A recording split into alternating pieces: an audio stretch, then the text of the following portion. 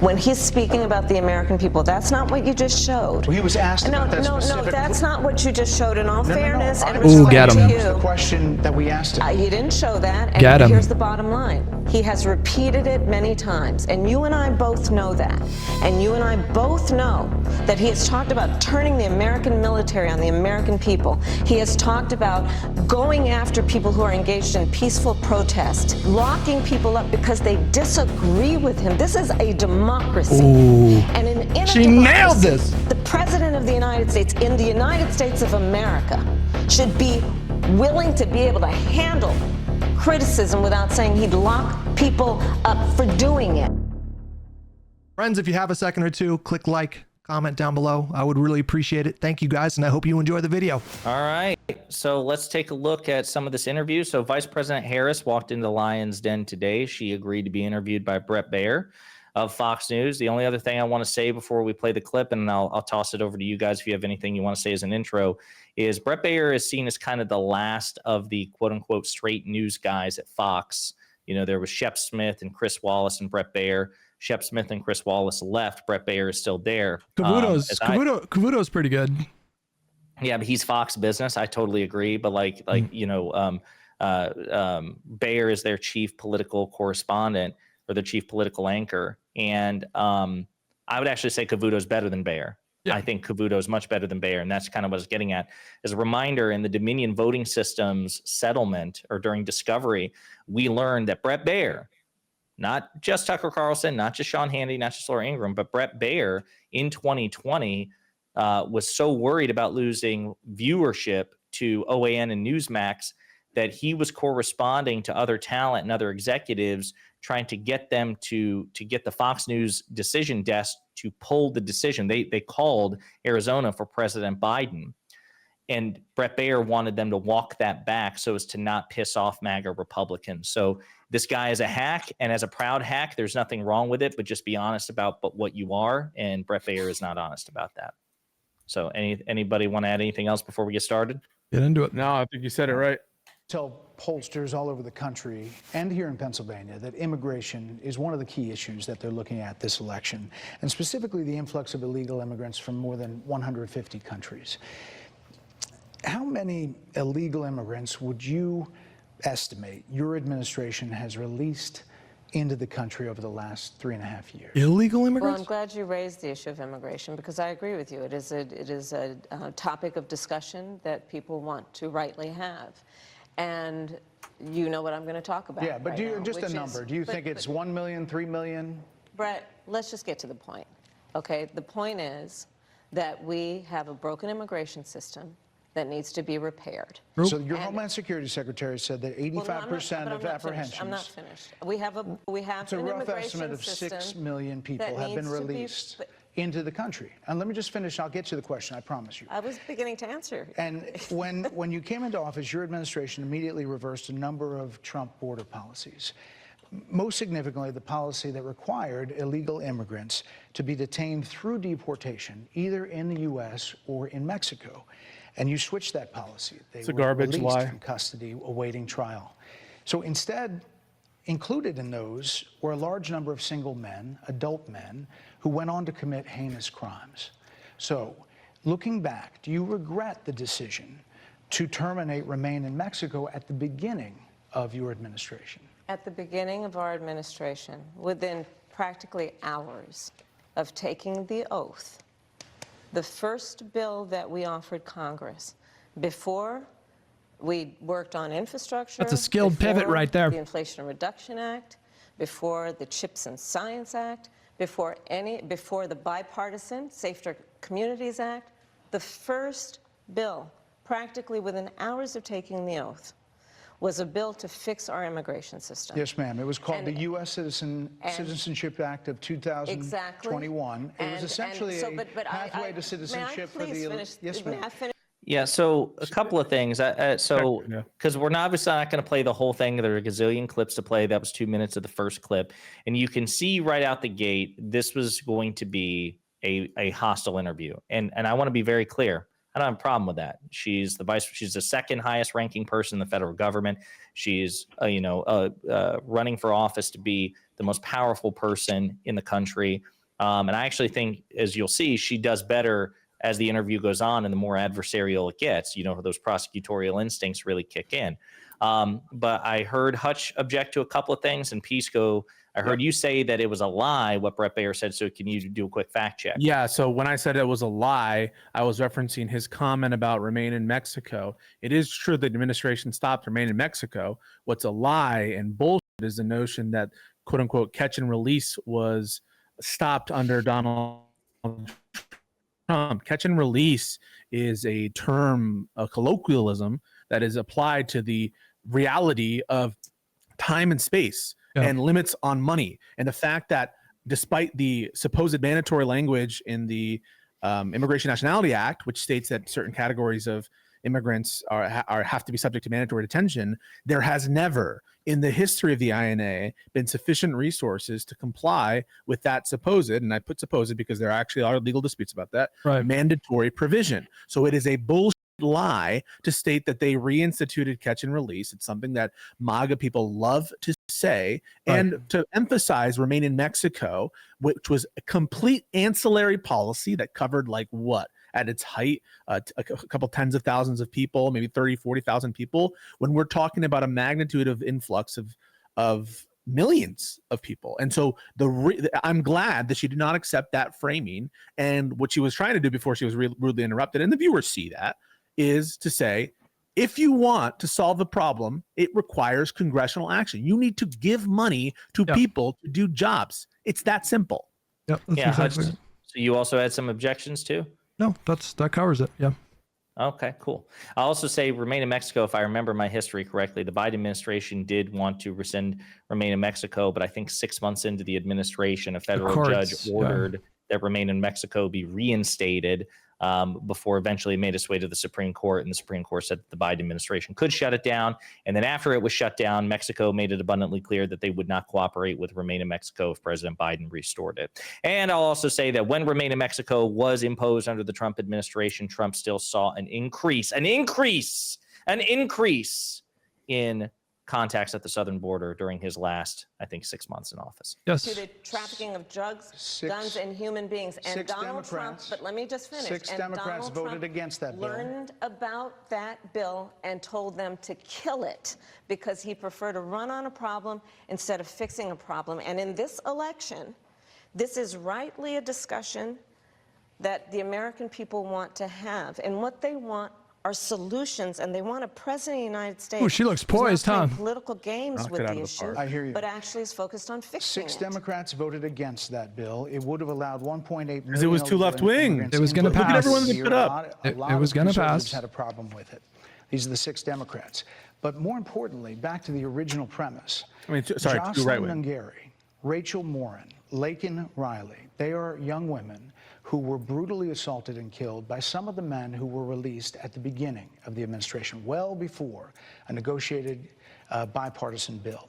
Former President Clinton actually referred to Laken Riley Sunday campaigning for you in Georgia, saying if those men had been properly vetted, Laken Riley probably would not have been killed. So if it wouldn't have happened, this is well before any negotiation.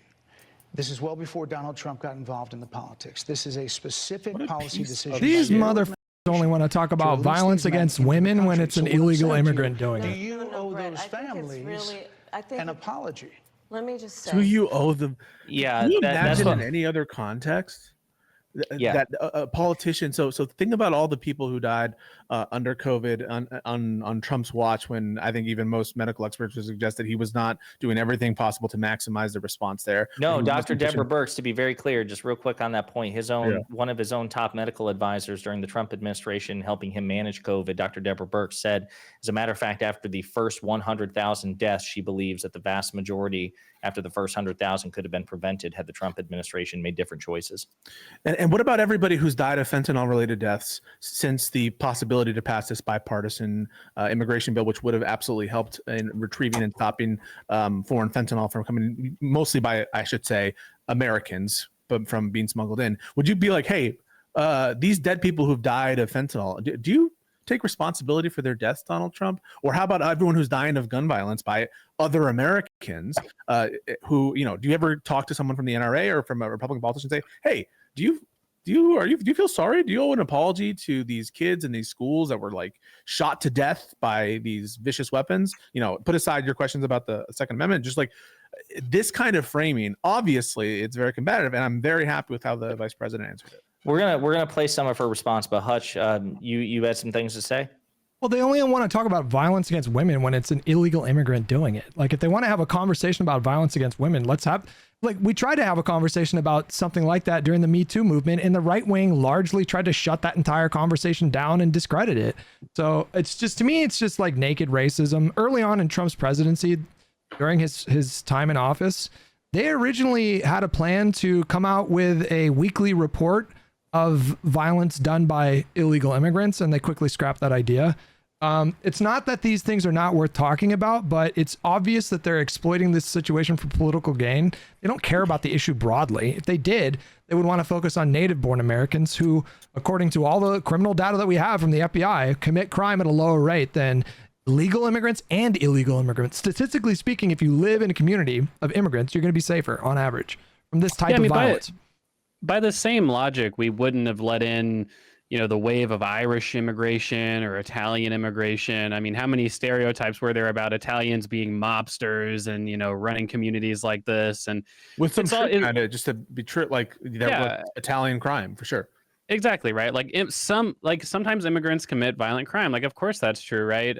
But obviously it's also clear that throughout history there has not been I don't think, a genuine concern about the violence that immigrants enact, but there has been a lot of racism and discrimination against people from immigrant backgrounds. And again, the reason why an Italian American can be said to be a fourth, fifth generation American is because we largely ignored those types of ridiculous discriminatory pleas, because Italian Americans overall, they added to our society and provided many, many things that we love and enjoy today, if only the community that they provide to this country. I mean, we can say the same thing in the developing immigrant communities today, the Haitian community, the Mexican communities, you know, Peruvian, Colombian, Venezuelan, Cuban, you know, all these basically different Latin American and South Asian immigrants that are coming over. We can say the same thing about them as well today. In 50 years, hopefully I can say, you know, grandson, we ignored all those ridiculous racists back then. You know, we live in a more vibrant society because of it. But we're in the short term in politics, and we have to sort of respond to kind of ridiculous fear mongering like this, which is pretty unfortunate. A couple of things before we play. I want to give you a juxtaposition here of another clip that happened today before we get back to the vice president. Someone in chat said, then why was Trump able to pass all those executive orders to get border policy passed? So this is a conservative, by the way, who is constantly in Wick's channel too. So I recognize the username. So, and again, Pisco, this is your area of expertise. So correct me if I'm wrong, but many of Trump's own executive orders were shut down in federal court. Yep. They were struck down, which was one of the reasons why he also tried to lobby Congress to pass legislation to get his border-related aims achieved, because federal judges were striking down his EOs. Yeah, obviously. Because you can't solve this issue with executive action alone. They don't have the tools necessary to solve the issue. And Trump acknowledged this, and everyone acknowledged this. Everyone who's in this space has acknowledged that for decades, that we need a congressional solution and literal money to process all these cases. When you say Trump had border policies, did that stop the rise in illegal immigration? No. Did all of a sudden we have like a humongous decline in illegal immigration? No, we didn't. The numbers rose. Now they didn't rise as sharply, and there were some years in which they were like stagnant. But it cratered during the pandemic because he was able to invoke emergency authorization, which gave him more authority. Yeah, but think about this: the major policy initiatives, the Muslim quote unquote travel ban, we'll call it the travel ban. Did that stop illegal immigration? No. Did the money that they sequestered from the military, did that stop to build the wall? Did that stop illegal? No. The Reign in Mexico policy, that stopped illegal immigration at the huge levels? No. You're not seeing any significant decreases in illegal immigration over the course of tenure. Name one policy that produced it. You can't, because it's all imagination and it's all in your head. The reason we have so many people now is because of crises in their own country and because our asylum laws give people the right to have hearings. That's it. Yeah, and as far as you being on my radar, again, certain stupid people stand out, and I believe we've interacted before where I've told you, since you are constantly in my replies seeking me out, either on Wick's channel or on mine, you are more than welcome to hit me up via email, a Discord DM, Twitter DM, and we can arrange time to have a conversation. So there you go. As far as juxtaposition, with all that in mind, you know, Brett Baier asked the vice president, would you like to apologize for people who have died on your watch because of undocumented migrants? So I want you to keep that question in mind with how another Fox host reacted to Donald Trump making a joke about somebody who died. You could easily make the argument as a consequence of Trump's actions. Amber Thurman's family have come out on a press call, and they're doing what's called a pre-buttal 2-hour town hall right now. Oh, that's nice. Yeah? And I want to Get better ratings, I promise. Oh my God. Amber Thurman's family have come out. So that was his response. Harris Faulkner laughed, and so did the Fox News viewership. So keep that in mind. Brett Baier seems to believe that Vice President Harris owes the family of Laken Riley an apology, but Donald Trump can mock the grieving family of a person who died as a consequence of Trump's justices striking down Roe v. Wade, and he constantly brags about that was him. He is happy about the decision, whereas Vice President Harris is not happy about the situation Want to pay less to with get the your southern taxes border, done for right? you? So Will be again, through just goes to tax show the very different standards that these two candidates are held to, and something as a long-term political project we really need to deal with. We're not going to be able to function as a country if one party is basically given carte blanche to be ghouls and the other party is held to the highest ethical standards. Yeah, we need to be First of aggressive all, about that. Those are tragic cases. There's no question about that. There's no question about that. And I can't imagine the pain that the families of those victims have experienced for a loss that should not have occurred. So that is true. It is also true that if a border security had actually been passed 9 months ago, it would be 9 months that we would have had more border agents at the border, more support for the folks who are working around the clock trying to hold it all together. Madam Vice President. To ensure that Let her no finish, you future just harm would occur. And this election in 20 days will determine whether we have a president of the United States who actually cares more about fixing a problem, even if it is not to their political advantage in an election. So real quick, I just want to say we're going to go on to the other one. On the topic of Fox News, they just came out with a poll that has Trump up 2 points nationally, but Kamala up 6 points in battleground states. Please let that. Please, I just want that to be. Please let that be the only accurate poll. Please just give us an electoral college win and a popular vote loss. Just one time, I'm begging you. Hutch, yeah, it's not enough. We don't need just an electoral college win and a popular vote loss. We also need a trifecta government, despite that being the case, like Trump got in 2016. That would be based. Look, we're a constitutional republic, not a democracy. Oof. The polls have been schizophrenic these last 2 weeks. They really have. It has been crazy, the polls these last 2 weeks. Recent poll out, just quick thing. Dan Osborne up 6 points in Nebraska from an A+ rated pollster, Survey USA. Unbelievable. Independent, What's right? going on? So on the topic of polls, I'm glad you brought that up, just because a lot of people ask me about polls, and I got to tell you, like, when you've been through a lot of elections, guys, in order to keep your sanity, throw the polls into the averages and go about your day. If you stress every single individual poll, your day-to-day is just going to be so volatile. Throw it into the averages, go about your day. There's a lot of people that look back at what you said in 2019 when you first ran for president. And there have been changes, and you've talked about some of them. When it comes to immigration, you supported allowing immigrants in the country illegally to apply for driver's license, to qualify for free tuition at universities, to be enrolled in free health care. Do you still support those things? Listen, that was 5 years ago, and I'm very clear that I will follow the law. I have made that statement over and over again, and as Vice President of the United States, that's exactly what I've done, not to mention before. Her demeanor is really strong. Like, she's impressive. Governor of Minnesota, who signed those very things into state law. So do you support that? We are very clear, and I am very clear, as is Tim Walz, that we must support and enforce federal law, and that is exactly what we will do. So yeah, I mean, listen, yeah, I'll be the first to admit, like, there are parts of this interview that I don't think she handles well. But to be clear, I just don't think that anybody in that position would be able to handle well. Well, she ran to the left in 2020. She thought that was the calculus at the time, that was going to be the thing to get her over the finish line, and the electorate shifted. And so, I mean, listen, as far as flip flops go, I'm not sure how many people care about this, but yeah. But that's the issue that I have. Can't answer because the American electorate is so hateful sometimes, and they're so blind sometimes, that the obvious answer, which is like, of course we support them having driver's license and having access to programs, because if we don't do that, they're going to be bigger drains on our society.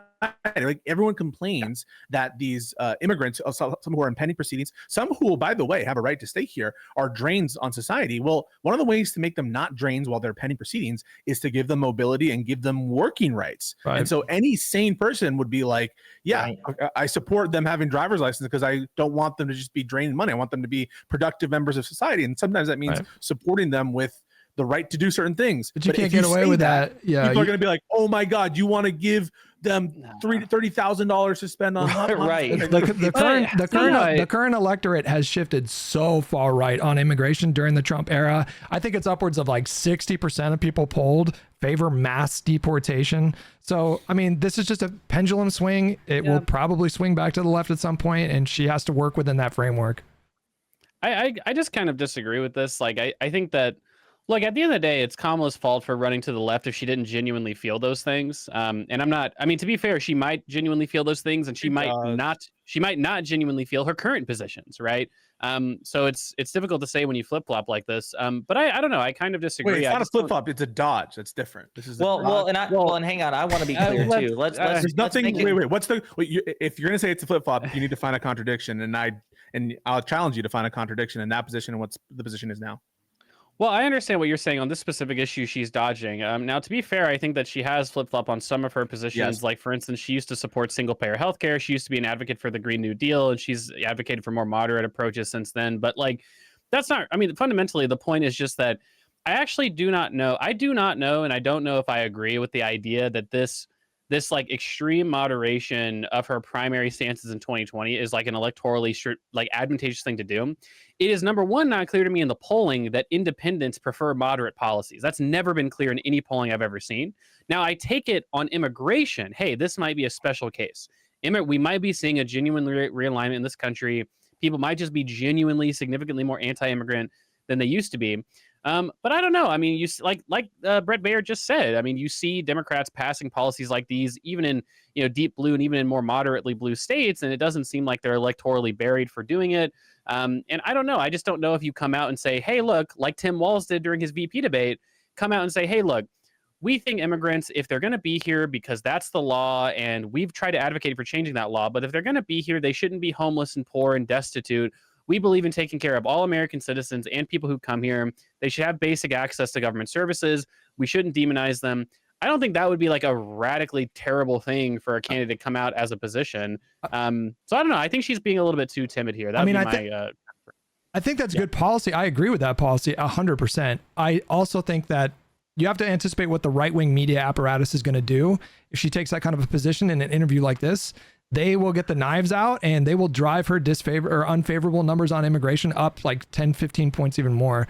So I do think you need to have some consideration of like the climate and the anticipated response from your adversaries. They'll pounce on her. I just do not. I understand that, but like they pounced on her for advocating for anti-price gouging laws and called her a Stalinist for doing that. Like a law that 44 out of 50 states already have enacted, including obviously red states. Like at a certain point, Trump is not constrained by the left-wing media apparatus, which runs wall-to-wall coverage about how he's a threat to women and democracy and poverty. That's what happens. Trump is not at all constrained. Now, that's not electorally advantageous, but all that I'm saying is that Kamala doing the opposite of Trump by almost like hyper moderating her rhetoric on these issues I don't know if that's electorally optimal either. Like, I think that there's probably a middle ground between like Trump's just not giving a about its strategy and Kamala's just like very piddling. I mean, Tim Walz was interviewed the other day. He had to take back his stance that the electoral college. He had to take back his stance that the electoral college On Fox. On If we're Fox, running- when this had to be taken back, yeah. If we're running so centrist as Democrats that we can't say that the electoral college could get taken away, Well, I just think we're probably going a little bit too far. look, you might be right. I understand her instinct in this moment is all I'm saying, but you might be right. If I can make an example, the percentage of Americans that thought that government should be responsible for providing healthcare to Americans peaked around like 2006 at like 63%. And then what happens? Barack Obama is elected. He has a 60 vote threshold, albeit briefly, in the Senate. There's an opportunity to do sweeping healthcare change. And what happened to those numbers? Now it dropped down to like 35, 40% after relentless assault from the right-wing media apparatus. So there are practical considerations in mind here in this spot. There are, but I am curious because this is something where I wrestle with, because again, I want to be clear. I think that she did the best she could for a few reasons. Number one, the facts are what they are, which she did run to the left in 2019. Then she's trying to cover basically twice that distance in 2024 in the general election. Those are the facts. They have the receipts, and that's a very hard sell. To Pisco's point, I'm not saying that there aren't good answers to the question of would you support giving undocumented migrants or non-citizens driver's license. Clearly there are, but I also think that with all due respect to her, you know, and this doesn't mean she's a substandard candidate. It just means in this particular area, she's not the communicator Pete Buttigieg is. Pete Buttigieg could probably deliver the answer that Pisco's talking about. Yeah. I'm not convinced that she wasn't could. clear. I agree with you, what you just said, everything we just said. Yeah. I think Pete is a better communicator. But my point is being honest in this moment and leveling with the American people is at this point in time actually extremely difficult. I'm not sure how it would go. It's giving an honest answer would be like, oh, you want to give all these benefits to right legal. No, because it would be weaponized and bad. But I just want to say, I just wanted to acknowledge that there are answers out there that probably could be given, but also everything does have a risk. So you know, kind of this tangent going back and forth between Econoboy and Hutch, I think is really interesting, because I take the point, this is something I rail against.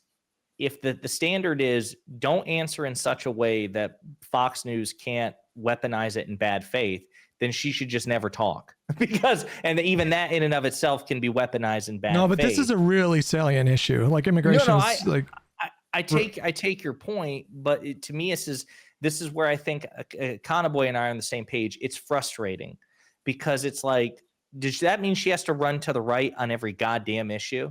But that would be my question to you, Hutch, not in a non-adversarial way, because you know you sympathize with the instinct. Not on every issue. She doesn't need to do it on every issue. But for issue is there one that jumps out in mind where no, goddamn it, we're on the left and you if you disagree?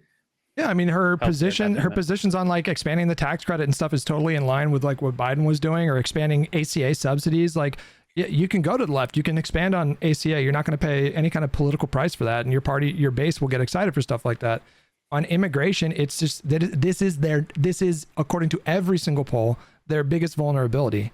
So I'm saying that on this issue, you guys might be right. Honestly, you guys might be right, and I totally agree with you that if this was Pete Buttigieg, who is kind of a generational orator and he's getting scary better, then he might have been able to tackle this conversation in a way that might be able to break through to voters and change some minds. And she just wasn't up for that in this moment. I understand your frustration. I'm just saying I also understand the instinct on this one issue that they are hammering her on. No doubt. And this is why we're also allies, you know, in tomorrow's upcoming conversation. Cause like and I'm sure you feel the same way. I have enough humility to recognize a couple of things. There's a difference between, you know, a perfectly sound strategy and one that will be vindicated. You know, I always go the example of when we pulled out of Afghanistan. You know, people say, oh, we shouldn't have left Bagram Air Base. Well, there was actually sound reasons for why we did. In hindsight, maybe we should have done something different. That's part of the gamble of these things. And I usually get really concerned when people have a certitude about them. Like, no, she should definitely do X, Y, and Z. I understand why she's dodging this question. Just the whole thing, to Econoboy's point, is incredibly frustrating. Anything else before we play this next clip? Cool. Why do you think more people say they trust him on the economy than they trust you? I think that when you look at an analysis of our plans for what we would do as President of the United States, it has been clear to those who study and understand how economic policy works that moving forward, because I do believe the American people are ready to turn the page on the divisiveness and the type of rhetoric that has come out of Donald Trump. People are ready to chart a new way forward, and they want a president who has a plan for the future and a plan that is sound and will strengthen our country. My plan for the economy does exactly that. His plan would be, again, to give tax cuts to billionaires and the biggest corporations in our country and blow up our deficit. That was a good seat. And she has the fortunate position. She's in the fortunate position that there were just, what was it, 50 economists that just signed on 2 days ago saying that Donald Trump would run up the deficit twice as much as her or something, and he would cause more inflation. So she's got the wind at her sails on that issue. Econoboy can speak to this, but wasn't it Moody's and Penn Wharton and a couple of other firms that came out? It was all of them, Josiah. Yeah. Okay. It was all of them because, again, I mean, look, she said it in the nicest possible way. People who know what they're talking about believe that my economic plan is better. That's essentially what she said. And that is, of course, correct, right? I mean, look, and it's not because they're institutionally captured establishment, neoliberal, neocon shills or whatever. Like, anyone who has studied economics, who has a detached view of economic institutions and policy tools related to the economy is going to tell you that to the extent that Kamala's economic plan is not good, it ain't as bad as Trump's, right? And obviously, there are many extents to which Kamala's policy plan is just positively a good thing. And we can't really say that about Donald Trump's economic policy plan. And I think that was a pretty good answer from Kamala overall. I've got a couple more clips I want to play. We're going to do this one here where she's asked a question that she's been hammered on quite a bit here lately in terms of her response. And she has a different response to this question now. Joe Biden, you're not Donald Trump, but nothing comes to mind that you would do differently? Let me be very clear. My presidency will not be a continuation of Joe Biden's presidency. And like every new president that comes into office, I will bring my life experiences, my professional experiences, and fresh and new ideas. I represent a new generation of leadership. For example, Scoremonger, thank you so much, buddy. as someone who has not spent the majority of my career in Washington, D.C., I invite ideas, whether it be from the Republicans who are supporting me, who were just on stage with me minutes ago, and the business sector, and others who can contribute to the decisions that I make about, for example, my plan for increasing the supply of housing in America and bringing down the cost of housing, addressing the issue of small businesses, which is about working with the private sector to bring more capital and access to capital to our small business leaders, including my plan for a Yeah, so I think that was a pretty good answer. Yeah, no notes. I mean, it's weird because it seemed like in the past she was a little bit hesitant to basically just say like, yeah, like I'm not Joe Biden. You know, I'm sure that I'll do some things differently. I think it would behoove her to just have maybe some examples. Like, for instance, like, hey, the Biden administration passed a temporary child tax credit. We saw that it worked, so I want to make it permanent. Like, that's it's like, hey, the Biden administration did some of a good thing. I want to do a lot of a good thing, right? Like something like that could make sense. But that was a really good answer. That's a good way to frame it too, because you can frame it like you're springboarding off of a good Biden policy. So you're talking about your own plan while not putting down this president that you're currently serving. Yeah. Yeah. All right. Anything else before we play this 30-second clip? Supposed to be a cakewalk. So are they misguided, the 50%? Listen, are they stupid? What is God, it? I would never say that about the American people. And in fact, if you listen to Donald Trump, if you watch any of his rallies, he's the one who tends to demean and belittle and diminish the American people. He's the one who talks about an enemy within, an enemy within. Talking about the American people. Ooh, strong. Suggesting he would turn the American military on the American people. We asked that question. 12 out of 10. Ooh. Yes, 12 out of 10. We'll get to the follow-up to this because it's really important. It's arguably the highlight of the evening. But can we talk about this for just a second? So understand, he was asking her, you know, given that you feel so intensely about Trump and nearly half the country support him, are they just stupid or confused? I have enormous issue with this question, but I want to throw it to you all first. What do you think about the question as well as her response? Well, it's obviously a gotcha question, but she handled it perfectly. That Yeah. was just so good. Yeah, it's a gotcha question, but it's outrageous that it's asked. That you know, Kamala Harris is the one who's being accused of being belittling of the American people. It's honestly, it reminds me of the Hillary Clinton. What did she say? Deplorable thing. Basket of deplorables. Where she, what were you gonna say? Sorry, go ahead. No, I was just. She said basket of deplorables. Yeah. Yeah. So go ahead, Econo. Yeah, I was gonna say, like, I saw somebody say the other day. I don't know if this was a commentator or just somebody on Twitter or something. They talked about Gretchen Whitmer had that video where she puts a chip in that maybe it was an Yeah, what actress was or something. that? Like, I don't like honestly, I don't know what that was. It was a little bit weird even for me. But she released a statement afterwards apologizing because she said that some people inferred that she was making fun of Holy Communion. And it's like, Democrats, we need to just be willing to say things sometimes and just stick with them. Basket of deplorables, Hillary, she was right. Okay, there's a load of Trump supporters that are pieces of shit. Okay, We can say that. We can say that. Let she keep her hands clean, but we can say that. No, but the thing is though, like even Hillary with her basket of deplorables thing, it's like, but she was right? Like there's a lot of people that have this conspiratorial negative viewpoint. We can't just be tiptoeing around like every single thing that we say. I mean, people like genuineness. That's like the one reason why Trump has any favorability.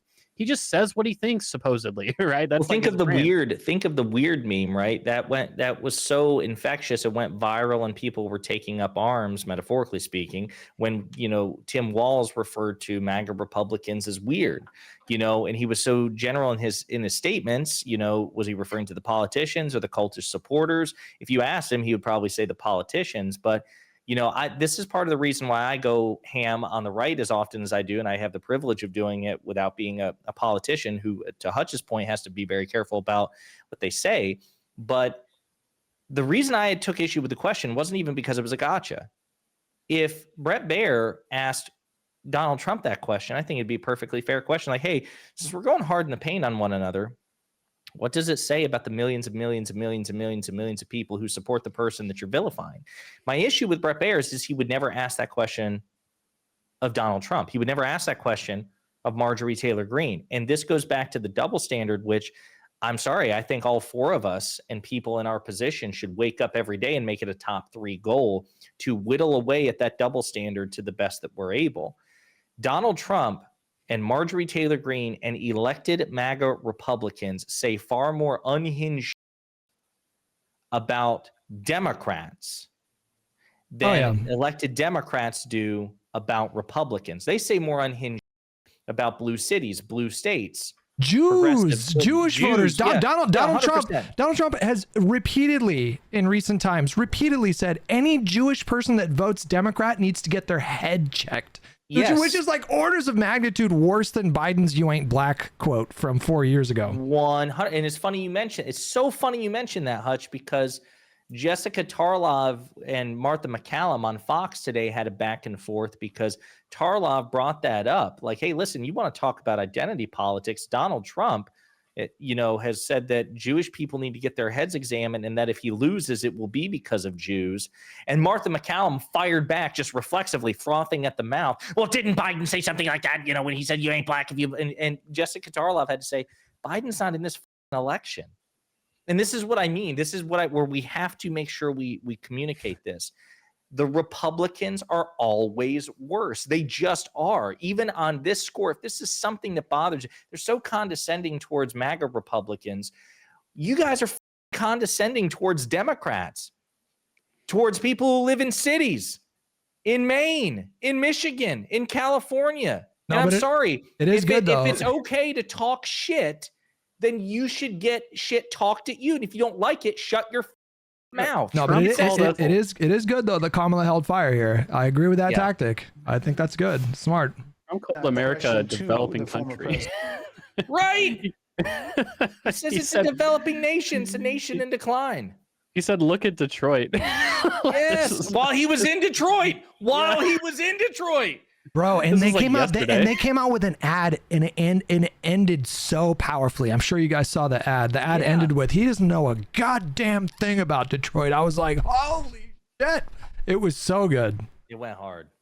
The question to the former president today, Harris Faulkner had a town hall, and this is how he responded. I heard about that. They were saying I was like threatening. I'm not threatening anybody. They're the ones doing the threatening. They do phony investigations. I've been investigated more than Alphonse Capone. He was the greatest gangster. Poor guy. No, it's true. No, but think of it. It's Poor called guy. weaponization of government. It's a terrible thing. So, Brett, I'm sorry, and with all due respect, that clip was not what he has been saying about the enemy within. They literally cut it off. Yeah. When he's speaking about the American people, that's not what you just showed. he was asked No, about that no, specific... no, that's not what you just showed. In all fairness and Ooh, respect get to him. you, That was the question that we asked him. you didn't show that, and Get him. here's the bottom line. He has repeated it many times, and you and I both know that. And you and I both know that he has talked about turning the American military on the American people. He has talked about going after people who are engaged in peaceful protest. He has talked about locking people up because they disagree with him. This is a democracy. Ooh. And in a She democracy, nailed this. the President of the United States, in the United States of America, should be willing to be able to handle criticism without saying he'd lock people up for doing it. Put it in an and ad. This is what is at stake, which is why you have someone like the former chairman of the Joint Chiefs of Staff saying what Mark Milley has said about Donald Trump being a threat to the United States She shut of America. Brett up here. He's quoted in the Bob Woodward book that way, yes. Chop that up, run that as an ad in every swing state aggressively. Which is just That was by far, I think, her best moment. That was there towards the end. So obviously we got a lot to unpack with that. But before we do, just one last thing. Somebody says, equal fights, equal rights. Don't cry about it, pandering. Again, I'm fine with you all talking about Democrats. It goes back to the Sitch and Adam thing. You can be as aggro as you want. That's fine. Just be able to take it in turn. If you can't take it, shut the up. It's that simple. Like, I just don't like the fragility of people who dish it out, which is MAGA.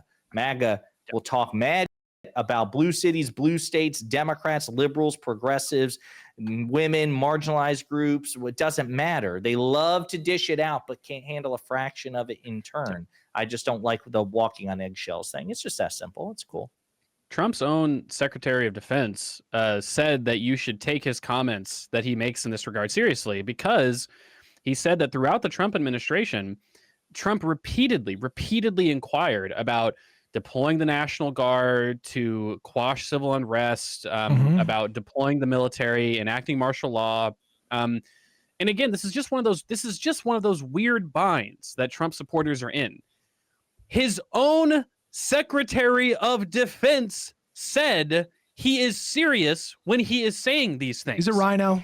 And yeah, it's like, look, I saw somebody really comically own Sagar about this. It was one of his YouTube comments, actually, where Sagar and people like Sagar will say, I like Trump because he says what he means. He's a genuine guy. But then we have to enter into a fourth dimensional vortex to somehow interpret the things that he's saying in a favorable, moderate light, even when the people who are tasked with enacting his crazy plans, like his Secretary of Defense, say this is a genuine plan that he has. Like, it is just a bizarre game of pretend that we have to. He did it. He did it. There was a peaceful protest in DC during the BLM stuff, and he sent in riot police, and they fired pepper spray on they were not rioting. They were totally police. There were clergy members in the in that crowd, and he dispersed that crowd so he could go take a selfie holding an upside down Bible outside of a burnt down church. Yeah, it's pretty crazy. I The mean, what do you DMs guys keep think? showing up on my screen, so careful what you type there. Do they really? They can see everything. Well, Not if a- you connect, Gotta be careful with that. Yeah, I just got to link you guys this stuff because maybe that'll be the thing we talk about next episode. Let's see here. No, I mean, listen, obviously that was a rough interview. There's no doubt about it. It was far from smooth by any stretch of the imagination. I just think that by definition, it was going to be like, I didn't expect, cakewalk. I also didn't expect Brett Baier to be an easy interviewer as well. I know some people, like Trump, for example, was freaking out on Truth Social. He was like, Brett Baier is going to give her a softball interview because he hates Trump. I knew that was obviously not going to be the case. Brett Baier is apparently not hard enough on the Democrats, such that even though he was supposed to be one of the moderators for that Fox News debate, Trump declined. But I think there towards the end, when it got more adversarial, she was in her element. And I think she closed out pretty strong. So do you think this is going to have any impact on the election or on polls? Nah. This vote, I mean, some marginal impact. Maybe. I mean, but this race is so static. It's just, you compare it to other races previously, and Romney versus Obama, Trump and Hillary, Trump and Biden, even Obama versus McCain. Every single election, there's it's so much volatility. Sometimes one candidate's up, the other. This race has just been so stable. I think 95% of the country has their vote locked in at this point.